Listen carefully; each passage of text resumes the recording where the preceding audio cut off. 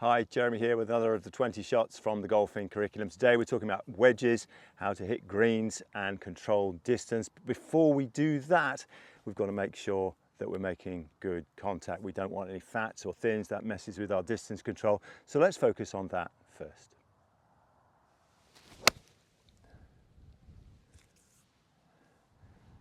Now, good wedges are all about good contact. What we absolutely must do is hit the ball first and the ground second. And to do that, we need a descending blow. Ball first, ground second. And it's interesting, actually, lower handicappers and high handicappers both sometimes get this wrong for completely different reasons. So let's start with the high handicappers. Very often, their concept is that the ball needs helping. It absolutely doesn't. There's plenty of loft on our wedges. So what we absolutely must have is good contact with the ground at the right point, but we must put the ball where the divot starts. Where the divot starts. Ball first, ground second. It's super, super important to understand that. It's just like a chip or a pitch or any shot where the ball goes in the air from the ground. It must be a descending blow. So, first step, we have to arrange ourselves to make that possible. So our first step is to get the ball position in the right place. As with all iron shots, 4 inches inside the trail heel. If I put my wedge down, that measures it out exactly. That'll be a great chipping stance. For a full swing with a wedge, I stand a bit wider. So now my head, and this is key with every single shot in the bag, the head position has to be right. And it varies with width of stance. You can see that for a longer club with a wider stance, my head will be behind the ball. I cannot hit a wedge from this position. If I do, I'll hit the ground first, almost certainly. So what we want is a fairly narrow stance with the ball in the middle, and our head is also in the middle of our feet over the ball. What we see very often, mistakes made, is ball on the front heel and then you automatically hit the ground first, or if you miss the ground, the club's rising.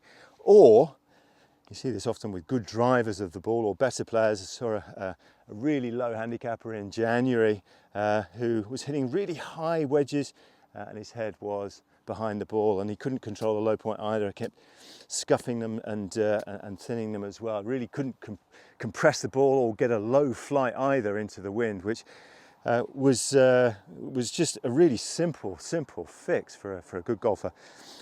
So good golfers tend to have the head behind the ball if they're getting it wrong.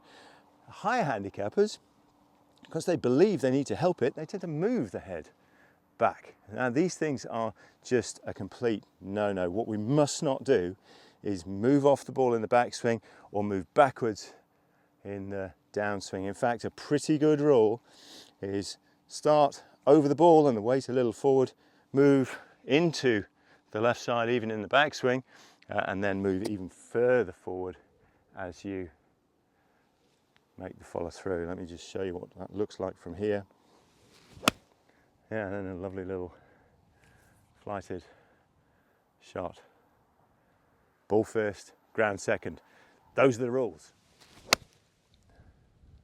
So if we're going to make good ball first, ground second contact, then actually also the line of the swing has a role to play. What can go wrong is if we swing the club too much inside the line. Again, that'll make you a good driver, but a very poor wedge player, because having the club inside, into out, brings the low point back. So if you are struggling, or if you're driving well and hitting your wedges poorly, this would be a really good place to look, because it simply lowers the low point. And of course the club is rotating over, de-lofting as you go through impact as well. Very difficult to control distance in that way. So contact can be in swing, can be pre-swing.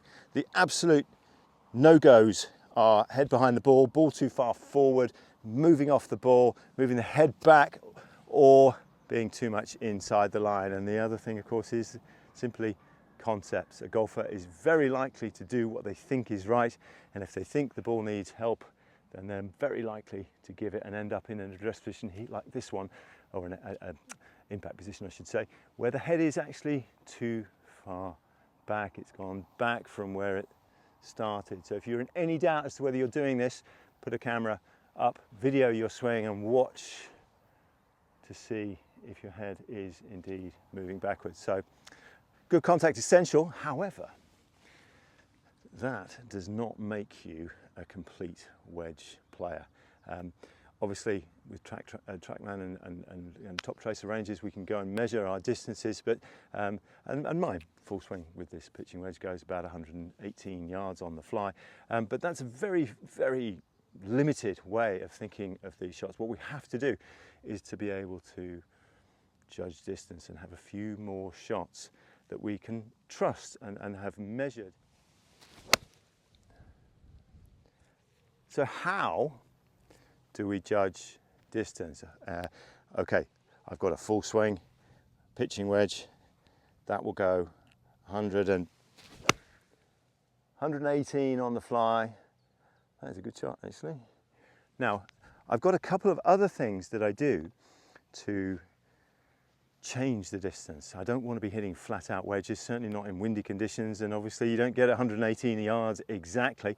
So I've got a couple of variations on this. The first one is what a swing I call the L swing, and I narrow the stance to sort of almost my chipping stance or short pitching stance, so that my head is actually in front of the ball, and I go just to 3/4 and then give it a sort of Tommy Fleetwood 3 o'clock, nice wide, plenty of room here, nice wide follow through with the club out in front of me here and the arms straight. And what that does, there's a great little shot to have with this club. This goes about 95 yards, so that's taken 20 yards off it, but it also has a low flight. And into the wind, it will go about 80 yards and come to a dead stop as well, which is a great shot to have instead of a sort of sand wedge shot. So that looks a bit like this. Yeah, 80 yards, exactly. And the nice thing is, if I get it right, it always goes the same distance.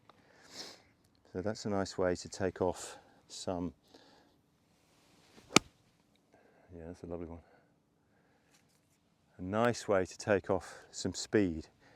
And there's another one as well, which I call my full finesse, because I make almost a full swing, but I have a slightly narrower stance than I normally would, and it's an easy swing. It's not hard and at full power like a full swing would be. And what that does is it gives me a shot which is exactly 105. There we go. You can see how smooth that is. And that really is the key to being good with these short irons. It is not to thrash at them. Your rhythm is super, super, super important.